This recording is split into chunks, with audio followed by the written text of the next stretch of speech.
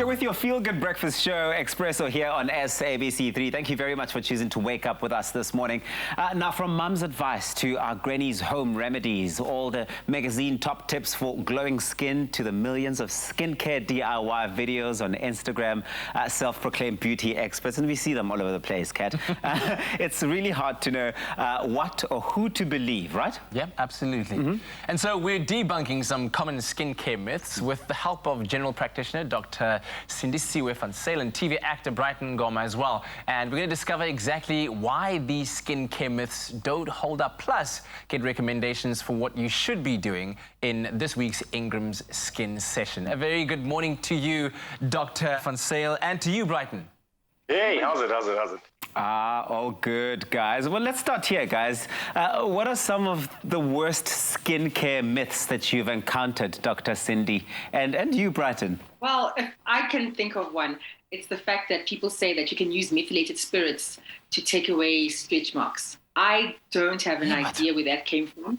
What I do know about stretch marks is that they eventually fade over time. So if you give them a bit of time, they'll go away. You can put a bit of oil on them if you want to, but methylated spirits on stretch marks, that is something else. Wow. That does sound dangerous. Wow. Is it one of those, like, when you put it on, it'll burn it? Yeah. Or, chesa. Yeah. Something like that. Which basically means that you're burning yourself.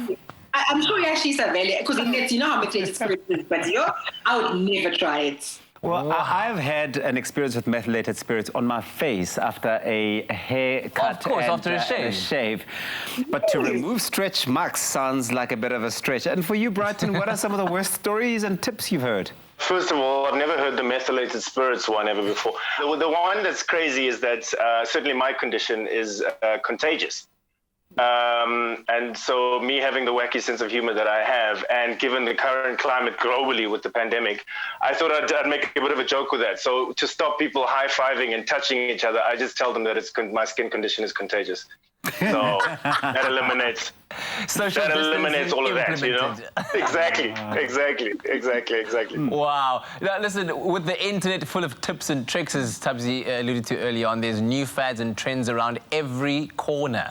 So how do you discern between what's real and what's not, Dr. van Zyl? You know, the nice thing about the internet is that we do have more medical sites that are online. So you have things like WebMD, where you have doctors that give information. So it's just a matter of you looking for the right stuff. So if you were to Google skincare, a whole list of things will come up. But always try and go for the sites where a medical doctor or a nurse clinician is answering questions. It's a matter of looking in the right places and just discerning what's right or wrong. Well, we know that skincare myths are not only just about treatments, but also different skin conditions, and we've heard this. How can we dismantle these myths within society and really educate people, Brighton? Education is kind of the basis and foundation of most things when it comes to people's fears and misconceptions about things, I think. Just very quickly, because I've been doing my own research, obviously, but Dr. van Zyl, is there a cure for vitiligo? No, so there is no cure for vitiligo. It's that the hypopigmentation comes from the cells that produce the pigments dying away. So as they die away, that particular area of your face or your body becomes lighter than the rest of it. So there is no cure. And I think that I'm glad you asked that question, because people need to know this, because there are people that are going to come up and say there is a cure. People fall for those. So people always fall for that trickery and that scammery. But it's good to accept that there's no cure and then work with your vitiligo in the best way that you can. Yeah.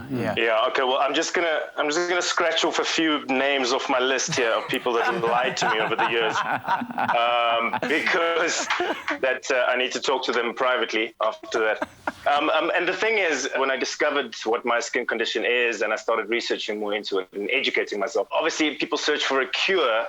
If there was a cure, let me rather start this way. If there was a cure, would I want to go back to the skin color that I used to be? Would I want to go back to that? And that brings into the conversation topics like, you know, race and identity and all that sort of stuff. So it's not just a medical condition. I think it's more psychological. It's a spiritual thing as well. I have the privilege of working with, and I hate this is going to sound like a plug. I have the privilege of working with people like INGRAMS who encourage people to be, you know, brave in their own skin and all of that stuff. And I'm slightly older now, but when it started, it was a lot. It was a lot to deal with. It's being a young actor, being in the supposed limelight.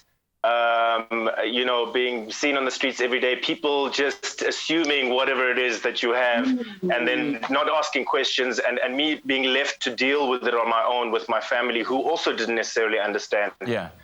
So yeah, there was a really, it's a lot more than just skin deep.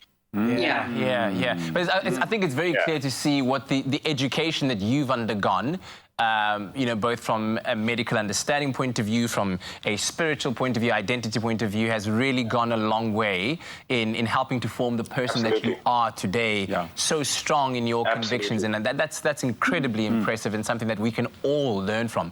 But talk to me about, is there perhaps a skincare myth that you'd specifically like to debunk around vitiligo? I've had a lot of silly questions, and not necessarily myths.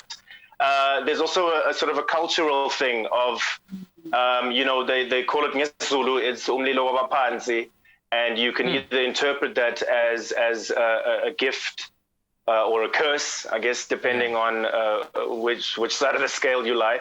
I mean, the contagious, the fact that it's contagious, which it isn't, is definitely a myth. It is most definitely a myth, but I use that, you know, to my enjoyment. When people they just take it on face value that it's contagious and they stay away from me, sort of thing.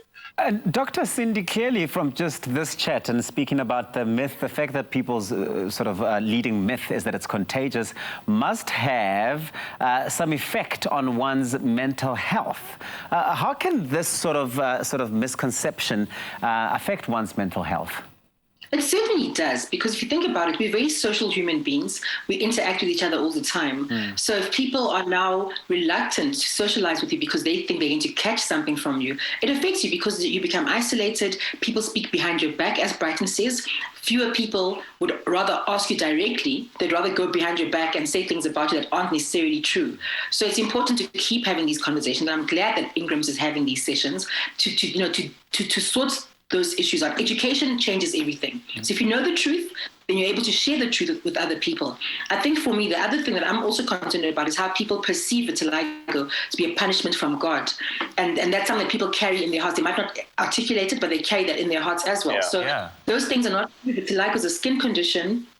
It has no cure, and you know, the sooner you can accept the diagnosis and figure out how you're going to live with it, the better for yourself. And of course, then you can in turn educate people around you about what vitiligo is and how you're going to live with it. Absolutely. So to kind of end things off, and I'm going to start off with you first, Brighton. It's about loving the skin that you're in, really being proud of it, and then also taking care of it, because you know you want it to be as healthy as possible for as long as possible. So maybe you have some basics that you can take us through that everyone can follow out there in terms of keeping their skin healthy all year round. I mean, no pressure, given there's a doctor right next to me. Is it this side or that side? It's the other side. Yeah, so no pressure. But I think the most basic has to be hydration and moisturizing, and particularly for me or anybody with a skin condition, I guess, is when you're out in the sun. You take for granted that, well, certainly with someone with vitiligo, you take for granted that you no longer have the protection against the sun that you naturally, that your body kind of produced, you know, when I used to be brown, sort of thing. And so you take that for granted. And so it's just about being aware, but hydration and moisturizing is definitely, certainly something my wife says all the time.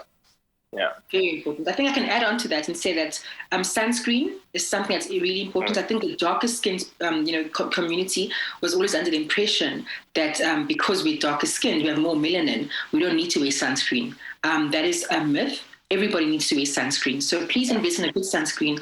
And as Brighton says, stay hydrated. Drinking water makes a world of difference to the texture of your skin. So do start drinking more water if you haven't been drinking water, but never ever forget your sunscreen. Oh, absolutely fantastic. Such a great chat. Brighton there with the water already.